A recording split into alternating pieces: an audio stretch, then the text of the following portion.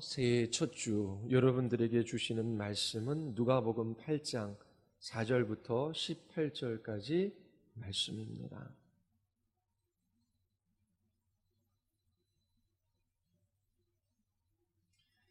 하나님께서 여러분들에게 주시는 말씀은 누가복음 8장 4절에서 18절까지 말씀입니다. 하나님의 말씀을 받으시기를 바랍니다. 각 동네 사람들이 예수께로 나와 큰 무리를 이루니 예수께서 비유로 말씀하시되 씨를 뿌리는 자가 그 씨를 뿌리러 나가서 뿌릴새 더러는 길가에 떨어짐에 밟히며 공중의 새들이 먹어버렸고 더러는 바위 위에 떨어짐에 싹이 났다가 습기가 없으므로 말랐고 더러는 가시떨기 속에 떨어짐에 가시가 함께 자라서 기운을 막았고 더러는 좋은 땅에 떨어짐에 나서 100배의 결실을 하였느니라. 이 말씀을 하시고 외치시되 들을 귀 있는 자는 들을지어다.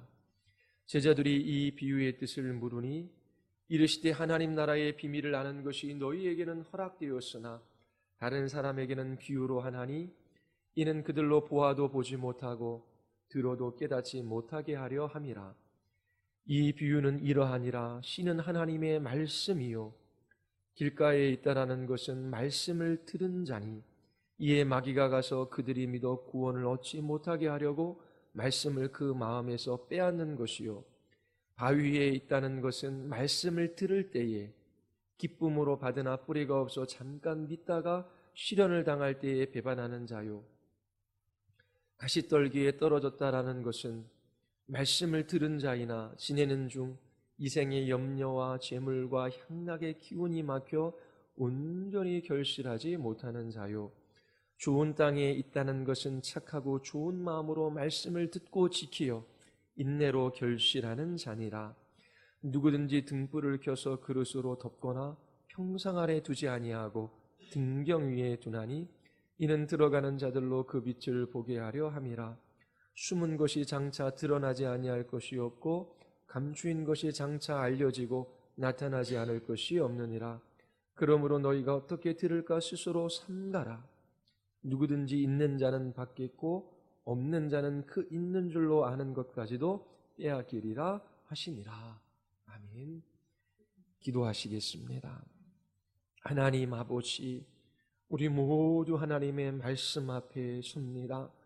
이 시간 주의 말씀을 깨달을 수 있는 총명을 허락하여 주시고 그 말씀으로 우리에게 열매 맺는 풍성한 생명을 허락하여 주시기를 원하나이다. 저희들에게 집중되는 하나님의 말씀에 집중할 수 있는 마음을 허락하여 주시옵소서. 성령 하나님께서 설교자와 회중들의 마음을 주장하여 주시고 이끌어가 주시기를 간절히 원하오며 예수 그리스도의 이름으로 기도드리옵나이다. 아멘. 새해 첫 주 여러분들에게 매 주일마다 어떻게 하나님의 말씀을 들을 준비를 해야 하는지 설교하고자 합니다. 그리고 다음 주부터 신년 사경회가 있지요. 여러분들이 이 말씀을 통하여 또한 사경회 때 어떻게 하나님의 말씀 받을 준비를 할 것인가 스스로 적용해 보시기를 바랍니다. 교회의 공적인 예배에 있어서 설교가 중요합니다. 왜 하나님의 말씀이 예배에서 중심이 되어야 합니까? 또 말씀이 예배 시 중요하다면 왜 설교의 형태로 말씀을 전하는 것이 중요합니까? 첫 번째, 왜 하나님의 말씀이 예배에서 중심이 되어야 하는지 두 가지 이유를 말씀드리겠습니다. 첫 번째는 하나님께서 말씀으로, 말씀에 의해 하나님 자신을 나타내 보이시기 때문입니다. 예배 시 회중들은 구원하시는 하나님의 영광을 보고 하나님을 기뻐하며 예배합니다. 구원받은 신자들이 이 예배의 자리에 나오는 것이지요. 구원의 은혜에 감사하며 그 은혜의 영광을 찬미하기 위하여 예배의 자리에 나옵니다. 구원받지 못한 사람들은 참으로 예배할 수 없어요. 그렇게 예배의 자리에 나올 때에 하나님께서 말씀으로 찾아오셔서 이 예배 시 만나주시는 일이 있습니다. 그러하기에 예배 가운데 하나님께서 하나님 자신을 계시해 주셔야만 우리는 하나님을 만날 수 있습니다. 하나님께서는 말씀에 의해 하나님 자신을 계시해 주시기로 작정하셨습니다. 그래서 하나님을 만나 배우는 이 예배의 중심에 하나님의 말씀이 있는 것입니다. 두 번째, 왜 예배의 중심이 하나님의 말씀이 되어야 하냐면 하나님께서 말씀을 사용하셔서 일하시기 때문입니다. 하나님께서 선포된 말씀을 사용하셔서 영적으로 죽어 있는 사람들에게 새 생명을 주셔요. 뒤로 물러난 자들을 돌이키게 하여 주시고 저희들의 마음이 하늘의 기쁨을 가져다 주시며 지혜롭게 하시고 저희들에게 풍성한 그리스도인의 삶을 살아가게 하십니다. 이 모든 것이 하나님께서 말씀을 가지고 하시는 일입니다.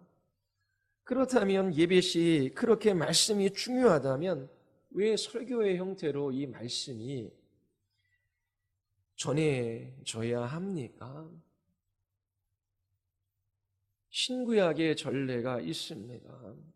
하나님을 경배하기 위하여 이스라엘 백성들이 모여요.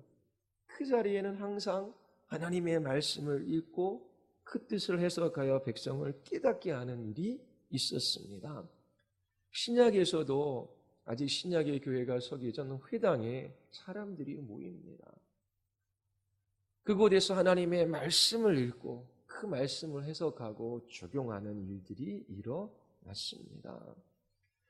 설교가 예배에 있어서 중요한 자리를 차지하는 이유는 예배의 본질과 관련이 있어요. 예배의 본질은 하나님을 만나는 것입니다. 하나님을 알고 하나님을 기뻐하는 것이지요. 하나님을 단지 아는 것이 아니라 맛보아 알아야 합니다. 단지 우리의 지성뿐만 아니라 우리의 마음 안에 반응이 일어나야 돼요. 그러므로 하나님께서는 당신의 말씀이 지성에 전달되어질 뿐만 아니라 마음을 자극할 수 있도록 설교라는 방식을 통해 하나님의 말씀이 전해지도록 정하셨습니다.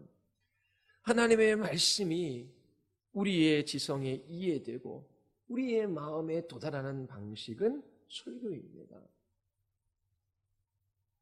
이처럼 예배 시 하나님의 말씀이 중심에 있고 또 설교라는 방식을 통하여 하나님께서 우리에게 찾아오셔서 우리를 만나 주십니다. 자, 그렇다면 우리가 어떻게 이 하나님의 말씀을 들을 준비를 해야 할까요? 지난 금요일에 이 본문을 가지고 1차적으로 설교했습니다. 금요기도에 참석하지 못하신 분들은 한번 들어보시기를 바랍니다. 예수님께서는 4가지 밭에 관하여 말씀하시고 그것을 해석해 주십니다. 이 비유는 듣는 것에 관한 거예요. 8절에서 예수님은 들을 귀 있는 자는 들을지어다 말씀하십니다. 듣는 것에 관한 예수님의 첫 번째 언급입니다. 귀를 가지고 있지만 들을 귀가 없는 사람들에 대한 경고예요. 예수님의 말씀을 들어보면 듣는 것이 얼마나 긴급하고 얼마나 시급하고 얼마나 중요한 문제인가를 알 수 있습니다. 예수님은 귀가 있다고 다 듣는 것이 아니다라고 말씀하셔요. 들을 귀를 가져야 한다. 어떻게 하나님의 말씀을 들을지 스스로 삼가라라고 말씀하셔요. 어떻게 하나님의 말씀을 들을지 주의해야 한다라고 말씀하십니다. 여러분들은 하나님의 말씀을 듣기 위하여, 하나님의 말씀을 받기 위하여 어떻게 주의하는 삶을 살아가고 계십니까? 단지 들리는 귀가 아니라 들을 수 있는 귀가 있어야 해요. 이 비유는 듣는 것에 관한 것입니다. 구절을 보면 제자들이 예수님에게 이 비유의 뜻을 물어요. 예수님께서는 이사야서 6장 9절부터 10절의 말씀을 인용하셔서 왜 비유로 말씀하시는지 10절에서 놀라운 말씀을 해주십니다. 하나님 나라의 비밀을 아는 것이 너희에게는 허락되었으나 다른 사람에게는 비유로 하나니 이는 그들로 보아도 보지 못하고 들어도 깨닫지 못하게 하려 함이라. 들어도 깨닫지 못하게 하려 함이라. 듣는 것에 대한 예수님의 두 번째 언급입니다. 예수님께서 비유로 말씀하셔요. 그렇게 말씀하시는 여러 가지 이유가 있어요. 그 중에 하나가 듣지 못하게 하는 것입니다. 어떤 사람들로 하여금 계속 어둠 속에 두시기 위하여 그렇게 하신다라고 하는 거예요. 이것은 심판의 한 형태입니다. 하나님의 말씀을 듣지 못하는 것은 심판이라고 하는 거예요. 계속 하나님께서 어둠 속에 두셔요. 로마서 1장 24절에 보면 하나님께서 그들을 마음의 정욕대로 더러움에 내버려 두십니다. 하나님께서 그들을 부끄러운 욕심에 내버려 두셔요. 하나님께서 그들을 상실한 마음대로 내버려 두십니다. 말씀을 듣지만 들을 수 없는 사람들이 들을 귀가 없기 때문입니다. 이처럼 듣지 못하는 것은 중요하고 시급하고 긴급한 문제예요. 여러분들 중 어떤 사람들은 하나님의 말씀을 들어도 깨닫지를 못해요. 이 말씀이 나에게 어떤 의미가 있는지를 알지 못합니다. 오히려 말씀을 들을수록 마음은 더 냉랭하고 더 딱딱하게 굳어갈 뿐입니다. 그러나 여러분들 중에 어떤 사람들은 하나님의 말씀을 깨닫고 그 말씀을 지켜 순종함으로 열매 맺는 삶을 살아가요. 하나님의 나라의 비밀을 알고 기뻐 뛰며 주님을 찬양합니다. 여러분들은 이 두 부류의 사람 중 어디에 속해 있습니까? 하나님의 말씀을 들을 수 있는 귀가 있습니까? 하나님의 말씀을 듣지 못하는 것은 사소하고 가벼운 일이 아니에요. 아주 위급하고 중대한 일입니다. 듣지 못하는 것이 하나님의 심판의 증거이기 때문이에요. 11절을 보십시오. 예수님이 비유에서 뿌려진 씨를 하나님의 말씀이라고 해석해 주셔요. 이것은 설교를 의미합니다. 이 네 가지 밭의 비유의 주제는 설교가 아니에요. 듣는 것에 관한 것입니다. 우리는 각각의 밭에서 이 주제를 발견할 수 있어요. 12절서부터 15절은 각각의 밭에 대한 예수님의 해석입니다. 각각의 구절에서 각기 다른 종류의 트름에 관하여 예수님께서 말씀하셔요. 12절 길가에 있다는 것은 말씀을 들은 자니. 자, 이 비유는 뭐에 대한 비유라고요? 듣는 것에 대한 비유예요. 말씀을 듣기는 하였으나 마귀가 와서 그들의 마음에서 이 말씀의 씨를 빼앗아 가버립니다. 13절 바위에 있다라는 것은 바위에 씨를 뿌린 게 아니죠. 밭에 씨를 뿌렸는데 그 밭 바로 밑에 바위가 돌덩어리가 있는 것입니다. 바위에 있다라는 것은 말씀을 들을 때에 기쁨으로 바르나 뭐에 대한 비유입니까? 말씀을 듣는 비유예요.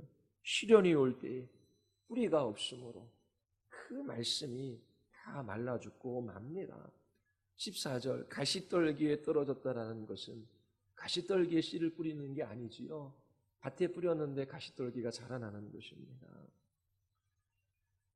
말씀을 들었으나 근심과 재물과 세상에 향락에 사로잡혀서 이 말씀의 씨가 말라버리고 마는 것입니다.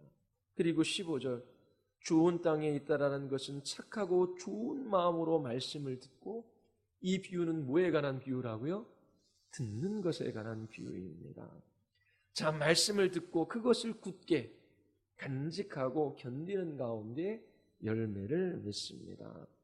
자, 이 네 가지 밭에 대한 비유의 주제가 뭐라고요? 듣는 것입니다.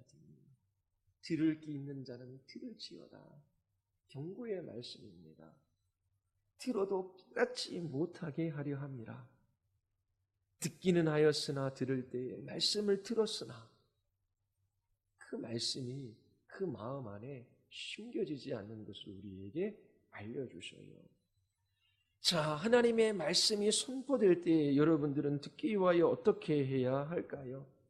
16절과 17절을 설명하기 전 예수님께서 18절에서 최종적으로 무엇이라 듣는 것에 관하여 말씀하시는지 우리 함께 읽어보겠습니다. 18절 다 같이 시작.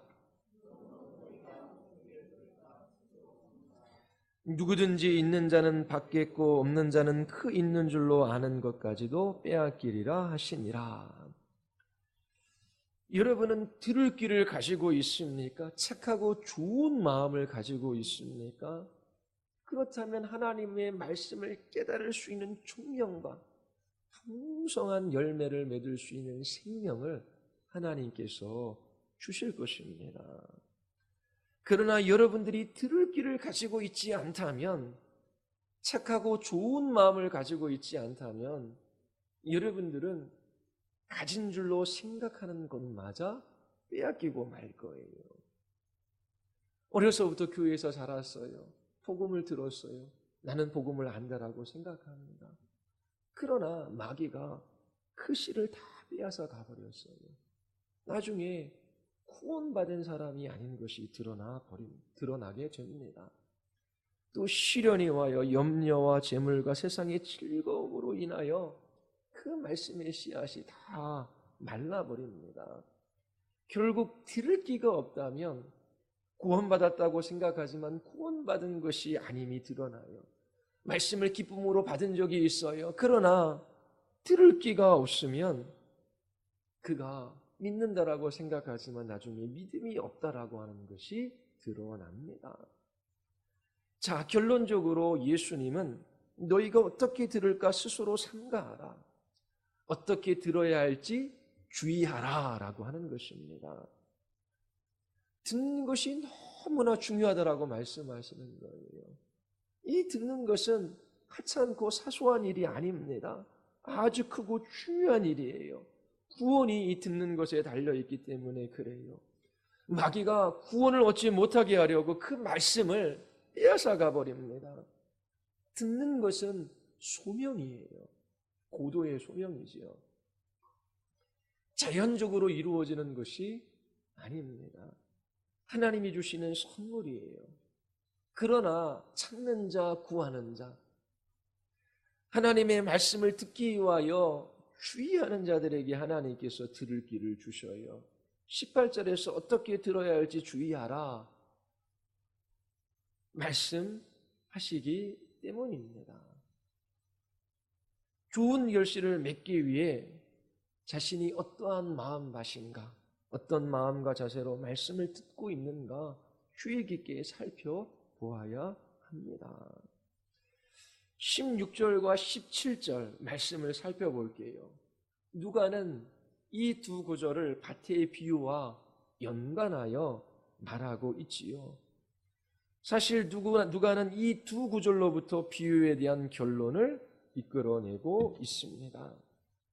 16절과 17절의 말씀 우리 같이 한번 읽어보겠습니다. 다 같이 시작.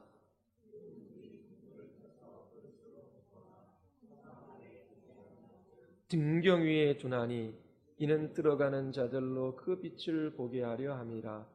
숨은 것이 장차 드러나지 아니할 것이었고 감추인 것이 장차 알려지고 나타나지 않을 것이 없느니라. 예수님은 이 구절에서 적어도 두 가지를 말씀하셔요. 15절에 보면 착한 마음, 좋은 마음은 결실을 맺어요. 열매를 맺는다라고 말씀하시지요. 그리고 16절이 이어서 나옵니다. 이 열매는 16절에서 예수님께서 빛으로 그렇게 바꾸어 말씀해 주십니다. 등불을 켜서 등불을 킨다라고 하는 것은 하나님의 말씀을 깨닫고 이해하는 것입니다. 하나님의 말씀으로 말미암아 등불이 켜져요. 그러면 여러분들은 열매를 맺게 됩니다. 변화된 삶을 살아가게 돼요. 그것이 빛으로 드러나는 것입니다. 자, 그래서 16절에 들을 게 있는 사람, 착하고 좋은 마음으로 하나님의 말씀을 받는 사람들은 반드시 열매를 맺는다. 그 열매는 16절에서 뭐라고 말씀하시는 거예요? 빛이라 말씀하십니다. 이 빛은 뭐예요? 착한 행실입니다. 신약성경 여러 곳에서 말하고 있어요. 마태복음 5장 16절에 이같이 너희 빛이 사람 앞에 비추게 하여 그들로 너희 착한 행실을 보고 하늘에 계신 너희 아버지께 영광을 돌리게 하라.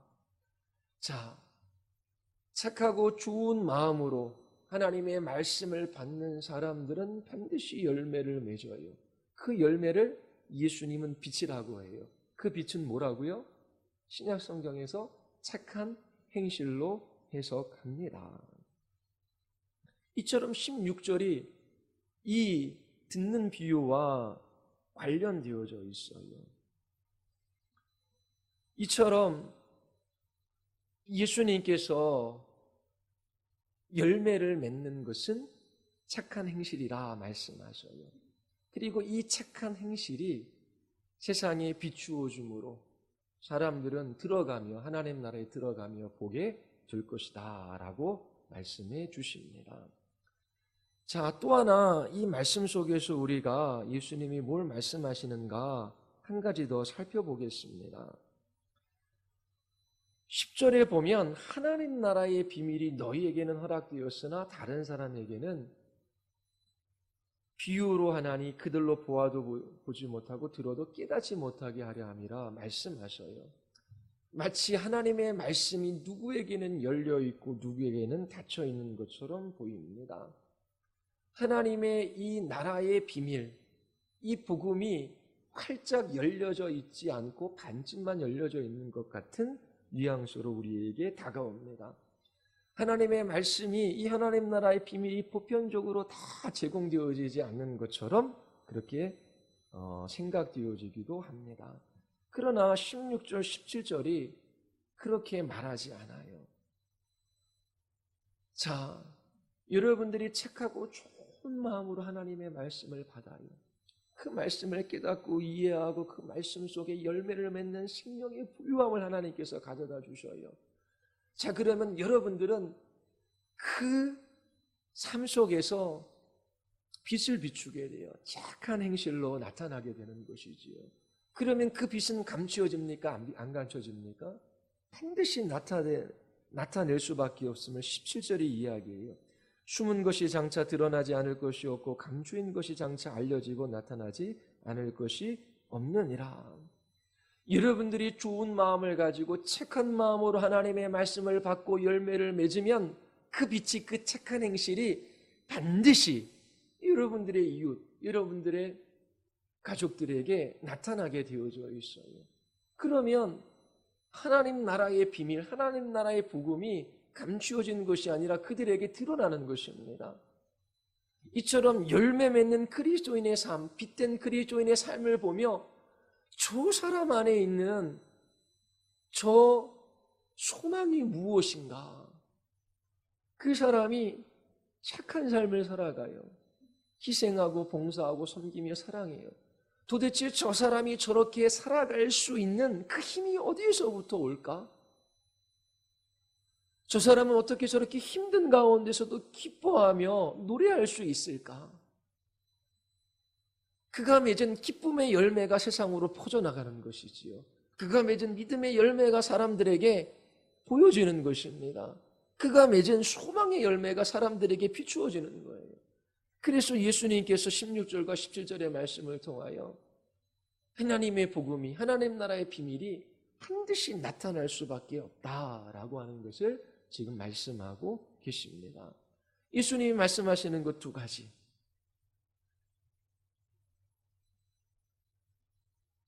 열매를 맺는 것, 그것은 착한 행실이다, 빛이다라고 말씀하셔요. 그리고 그 빛은 반드시 숨겨지지 않고 세상에 드러날 수밖에 없어요. 세상에 하나님 나라의 비밀이 증거되어지고 선포되어집니다. 이 두 가지를 말씀하시는 거예요. 결론적으로 예수님께서 네 가지 밭의 비유를 통해서 말씀하시는 것이 있습니다. 여러분의 구원과 풍성한 삶의 열매가 하나님의 말씀을 어떻게 듣느냐에 달려있다라고 하는 것을 말씀하셔요. 여러분의 구원, 삶에 있어서 열매를 맺는 것이 하나님의 말씀을 어떻게 주의해서 듣는가에 달려있다라고 하는 것입니다. 뿐만 아니라 이 하나님의 나라의 복음이, 이 하나님 나라의 비밀이, 하나님의 말씀이 세상에 전파되어지는 것도 하나님의 말씀을 어떻게 듣느냐에 달려있다라고 하는 것입니다. 결론적으로 듣는 것이 중요하다라고 하는 거예요. 듣는 것. 16, 17절의 결말에 18절이에요. 그러므로 너희가 어떻게 들을까 스스로 삼가하라. 어떻게 들을지 주의하라.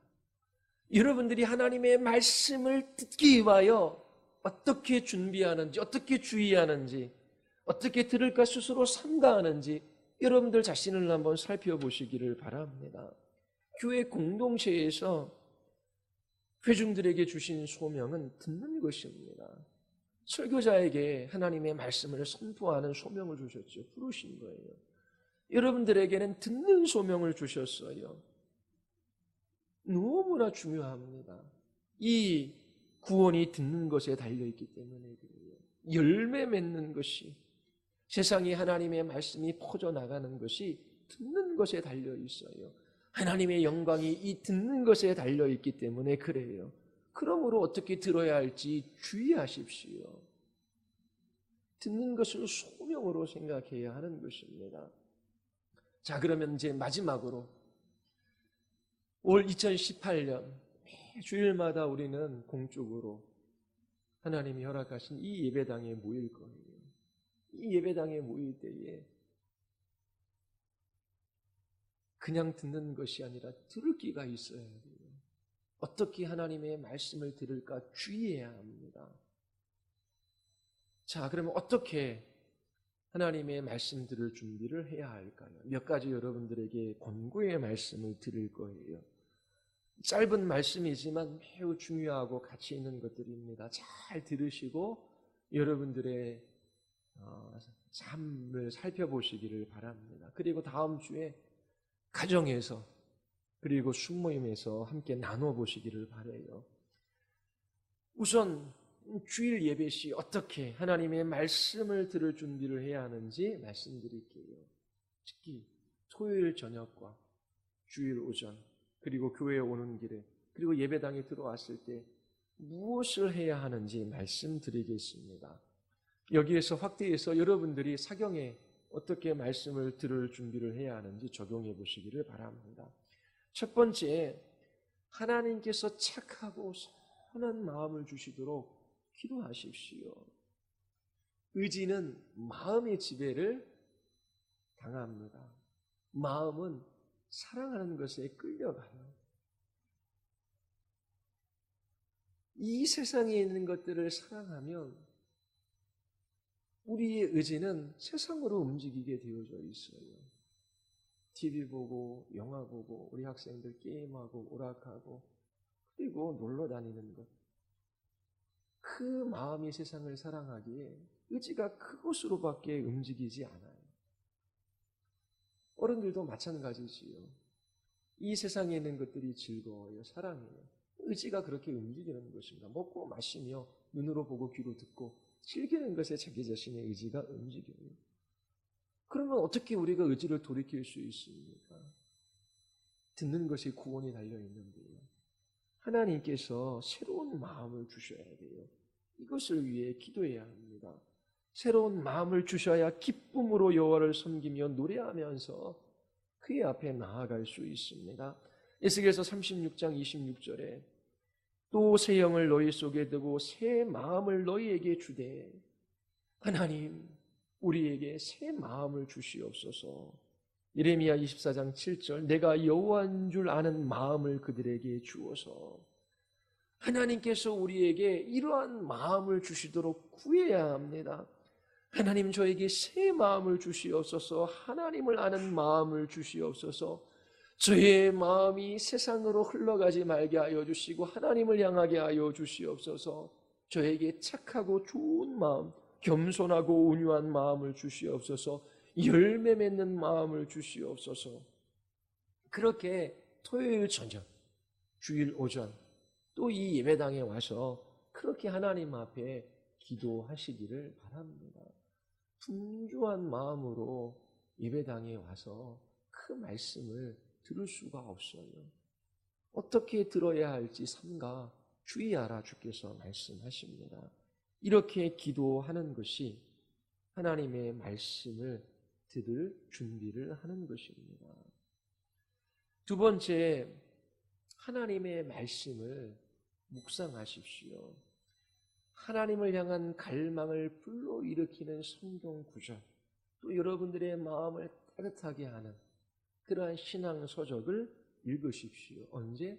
토요일 저녁에 아니면 주일 오전에. 코스 요리에 가장 먼저 제공되어지는 식사를 뭐라 그러죠? 에피타이저라고 합니다. 일반적으로 신맛과 짠맛으로 짠맛을 줍니다. 입안의 침샘을 자극하여 식욕을 촉진하는 역할을 하는 거예요. 말씀의 요리를 맛있게 먹기 위해서는 에피타이저와 같은 말씀이 있습니다. 이런 말씀은 영적인 미각을 일깨워요. 예배하기 전, 토요일 밤이나 휴일 아침에 이런 에피타이저와 같은 말씀을 읽고 묵상하는 것이 좋아요. 여러분들의 입맛이 세속적이라면 영적인 것들에 관한 맛을 느끼지 못합니다. 들어야 할 말씀을 듣지 못해요. 이 영적인 미각을 돌아오게 하는 것은 에피타이저와 같은 말씀을 읽고 묵상하는 거예요. 어떻게 하나님의 말씀을 들을까 주의하는 아주 좋은 방식입니다. 세 번째, 여러분의 마음을 지키기 위하여 세속적인 즐거움을 버리십시오. 야고보 사도가 이렇게 말해요. 모든 더러운 것과 넘치는 악을 내버리고 너의 영혼을 능히 구원할 바 마음이 심어진 말씀을 온유함으로 받으라. 여러분들은 어떻게 마음이 심어진 말씀을 받을 수 있습니까? 모든 더러운 것과 악을 버리는 거예요. 더러운 것과 악한 것들은 말씀을 받아들이지 못하게 합니다. 토요일 저녁, 대부분의 불신자들이 보내는 것처럼 그렇게 토요일 저녁을 보내서는 안 돼요. 세상 친구들과 밤늦도록 그렇게 함께 지나거나 자극적인 영화나 오래도록 TV 프로그램 등을 보아서는 안 됩니다. 오늘날 그리스도인들이 영적으로 너무나 취약해요. 기도는 힘이 없습니다. 영적인 경험도 미약해요. 그리스도인으로서 살아가는데 너무나 연약한 이와 같은 모습들이 우리에게 있어요. 왜 그렇습니까? 하나님의 말씀을 듣고 자라고 열매 맺는 것이 없기 때문에 그래요. 하나님의 말씀을 듣기를 원한다면 토요일 저녁에 TV를 끄십시오. 그리고 여러분들의 마음을 따뜻하게 해줄 하나님의 말씀을 읽고 묵상하십시오. 여러분들의 마음을 하나님을 향하게 해야 합니다. 토요일 날 저녁에 가족들이 모여 함께 예배하는 것도 하나님의 말씀을 받을 준비를 하는 것이지요. 하나님의 말씀을 어떻게 들을까 주의하는 사람, 스스로 삼가하는 사람들은 여러분들의 마음을 더럽히는 그 모든 것으로부터 멀리 떨어지려고 합니다. 그런 것들을 멀리 해야 하는 것이지요. 네 번째, 여러분들에게 이미 주신 약속의 말씀을 굳게 붙드십시오. 여러분들에게 이미 주신 진리들을 붙드십시오. 두 번째 비유에서 뿌리가 없으므로 듣는 것에 실패해요. 열매를 맺는 것에 실패하지요.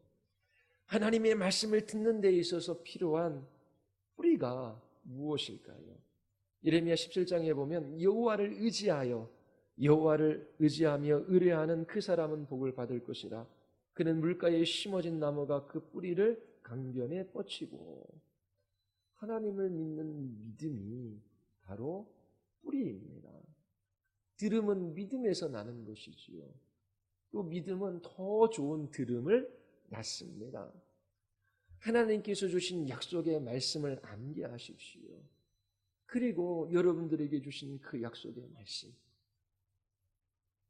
내가 너와 함께 하리라, 내가 너를 도우리라, 내가 너를 굳세게 하리라, 내가 너에게 힘을 주리라, 내가 나의 오른손으로 너를 붙들리라, 두려워하지 마라, 놀라지 마라. 약속의 말씀이 있으면 그 말씀을 굳게 붙들고 하나님을 신뢰하며 하나님을 향한 신앙을 고백하는 것입니다. 이처럼 하나님의 약속의 말씀을 굳게 붙들고 그렇게 고백하는 이것은 하나님의 말씀을 듣기 위한 좋은 준비예요. 여러분들이 새 마음을 주시기를 위하여 기도할 때에, 또 에피타이저와 같은 여러분들의 마음을 따뜻하게 하는 신앙서적이나 하나님의 말씀을 찾아 읽을 때에, 그리고 TV를 꺼버릴 때에, 의식적으로 여러분들이 토요일 저녁에 또 예배당에 와서 하나님의 약속에 여러분들의 마음을 고정시킬 때에, 그렇게 하나님을 신뢰할 때에 말씀이 우리의 마음 안에 뿌리를 내리고 풍성한 열매를 맺게 됩니다. 다섯 번째, 여러분, 말씀을 듣기 전 충분한 휴식을 취하십시오. 제가 설교할 때 잘 안 쳐다보려고 그래요. 졸린 눈을 보면 저도 졸려요. 그리고 막 말문이 막힙니다. 힘들어하는 모습을 보면 막 어떻게 설교될지를 모르겠어요. 순간 당황해서 다 잊어버립니다.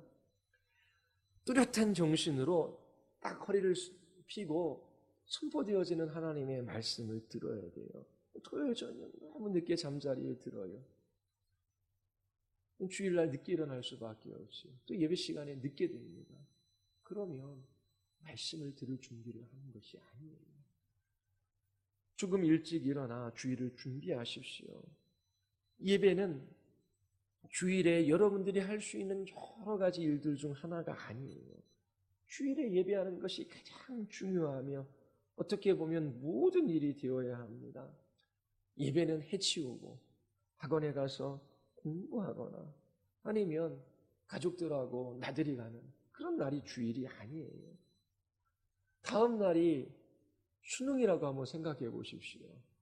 그러면 수능 시험을 보아야 하는 그 고3, 그 아이는 어떻게 하겠습니까? 그 날을 위해 모든 것을 준비해 왔어요. 수능 보기 전날 충분한 잠을 자지요. 새벽 4시까지 공부하고 수능 보겠습니다. 충분한 잠을 자요. 그리고 그날을 위해 필요한 모든 것을 준비합니다. 수능 보는 날 중요하지요. 그러나 하나님을 예배하는 날은 더 중요합니다. 여러분의 구원이 이것에 달려있기 때문에 그래요. 하나님의 말씀을 듣기 전 충분한 휴식을 취해야 합니다.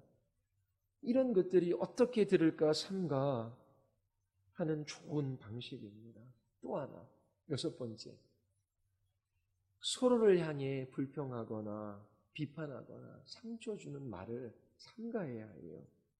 시편 106편에 보면 그들의 장막에서 원망하여 여호와의 음성을 듣지 아니하였도다.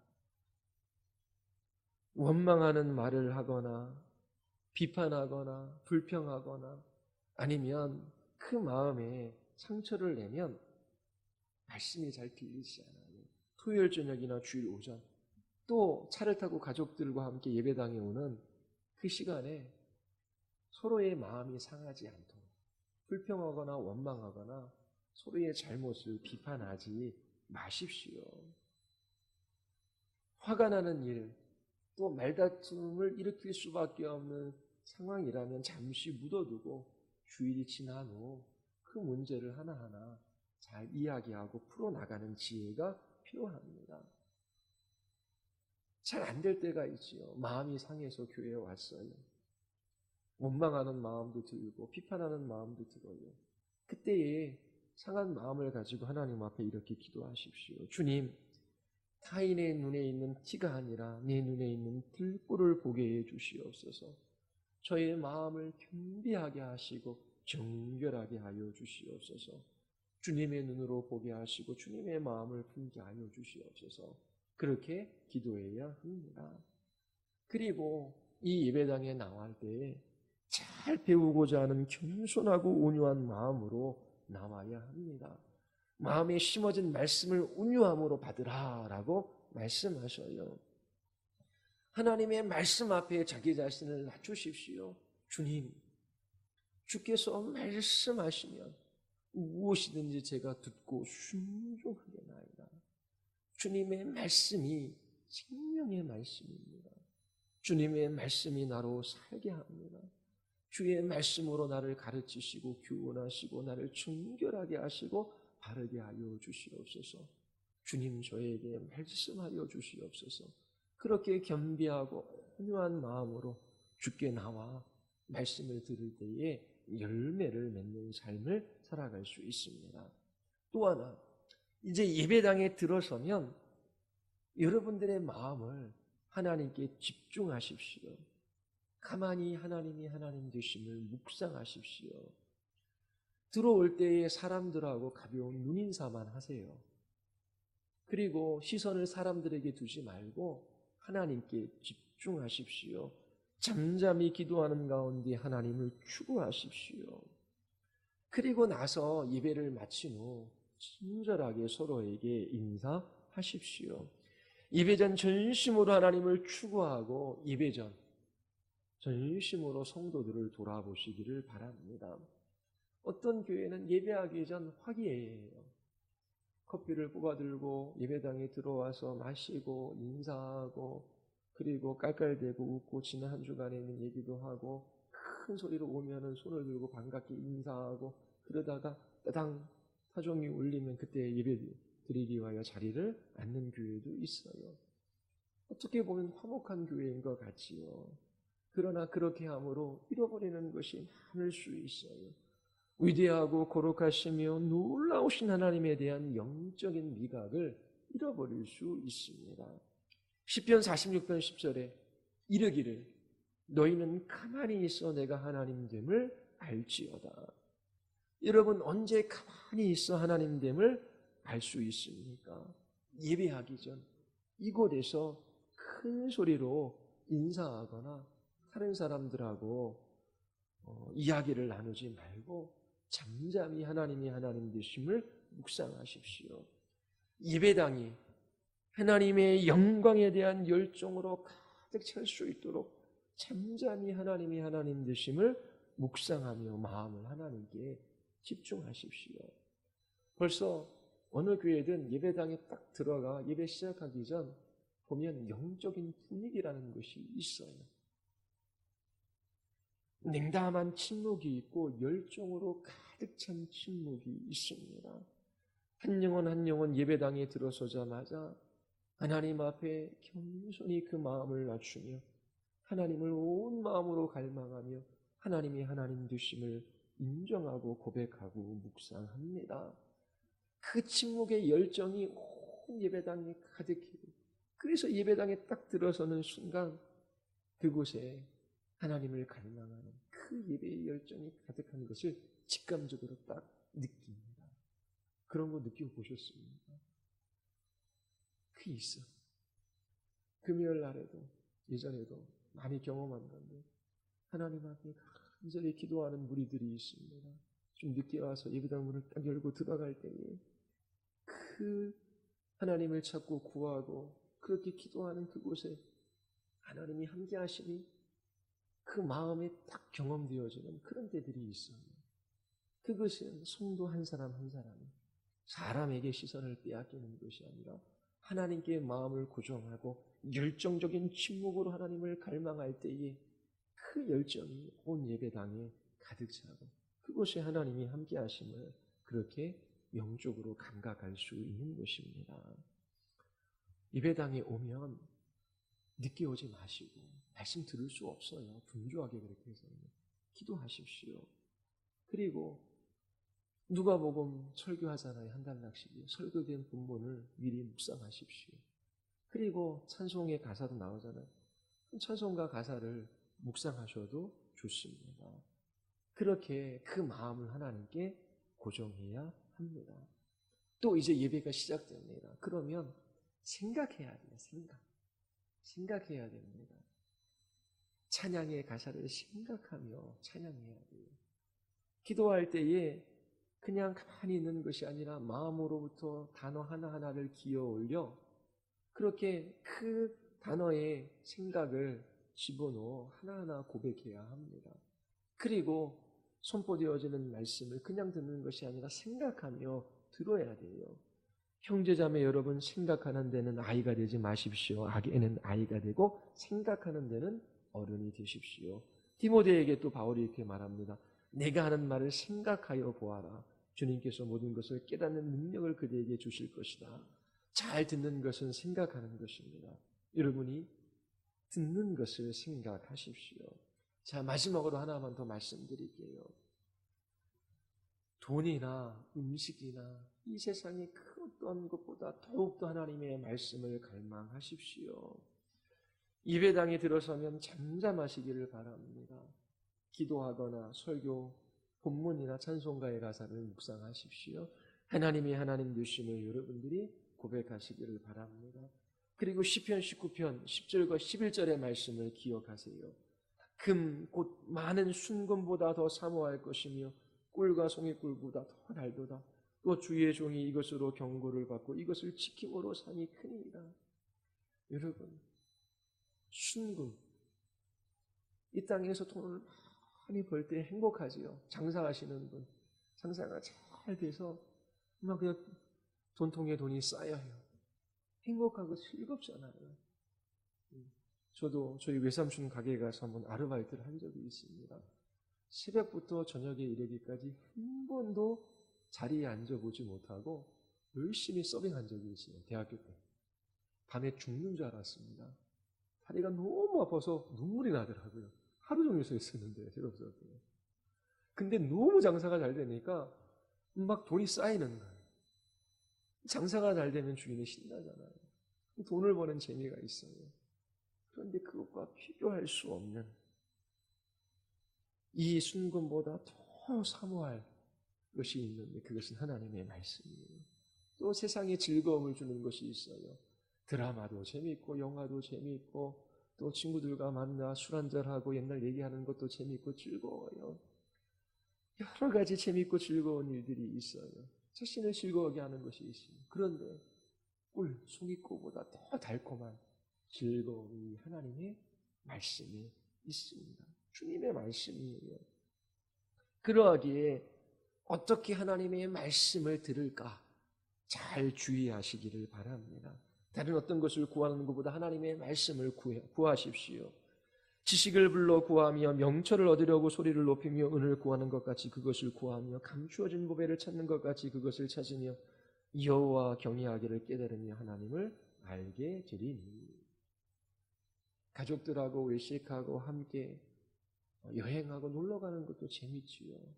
그런데 부모들이 하나님의 말씀 받을 준비를 하고 그렇게 말씀을 듣고 깨닫고 이해하고 우리의 자녀들도 그 말씀 앞에 서면 그리스도가 중심이 되어 온 가족이 연합하고 사랑하고 그리고 그 가정에서 작은 천국을 경험할 수 있습니다. 나도 내 마음대로 안 되는데 자녀들은 더 내 마음대로 안 되지요. 남편과 아내들은 어떻습니까? 서로 노력한다고 뭐가 됩니까? 안 돼요.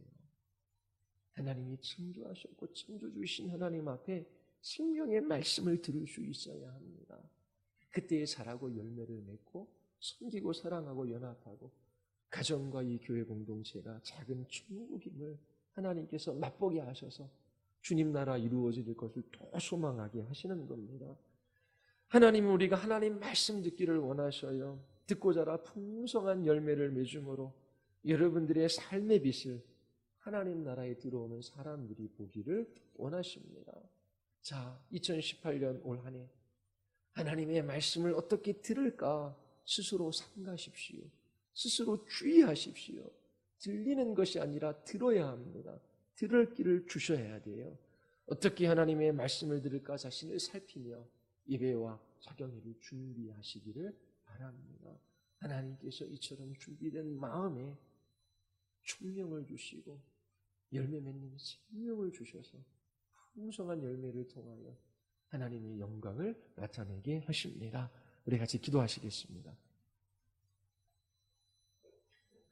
우리 이 시간 기도할 때에 듣는 것이 이처럼 중요함을 예수님께서 말씀하셨어요.